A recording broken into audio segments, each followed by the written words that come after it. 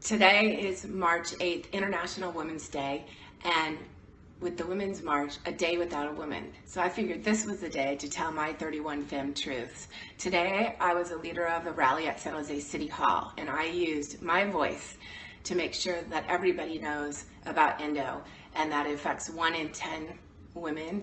And it not only takes women out of society, but it puts a $119 billion burden on society. So just the disease itself is a simple social injustice. But I'm going to go ahead and tell you about my FemTruths. My first one is, well, I'm one of the old grandmas in the endo world. I was diagnosed 38 years ago by an amazing doctor. I wasn't actually diagnosed, but he said to me, you have something called endometriosis, which he made it sound like that's just your life sentence and that's what it is. So I went on my way, struggling in pain and not knowing exactly what that meant until probably 10 years later, when I went into another doctor and complaining about heavy periods and pain, said, this doctor told me once I had this endometriosis thing, and that doctor said, yep, that's something some women get, like it's just your life sentence. I didn't actually get officially diagnosed probably for almost 33 years later. I was diagnosed by laparoscopy.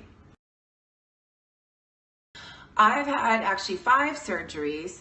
3 of them were excision surgeries. All but the doctor out-of-network fee was covered, and the reason that that is not covered is doctors, many of them that are specialists, need to recoup their costs.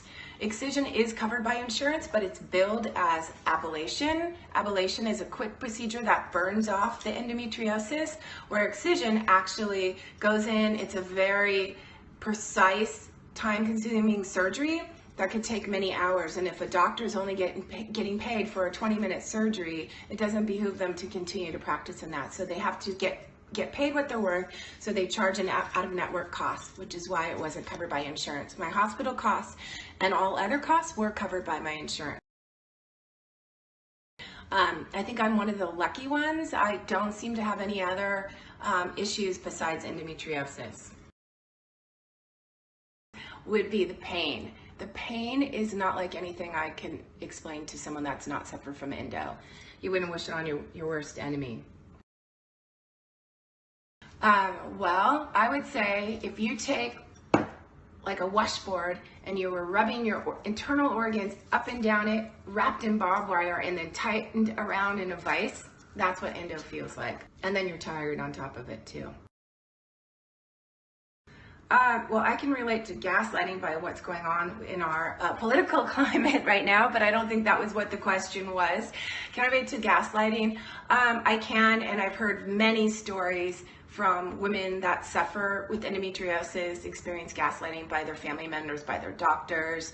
I would say that I've had very few circumstances where people didn't believe my pain. So, and I know I'm one of the lucky ones. I think they need to understand that this is not just painful periods, that this is something that we cannot endure on a daily basis and live a full life. It is something that takes me down for probably 10 days out of the month where I'm not my full self and I'm not able to be the woman that I should be.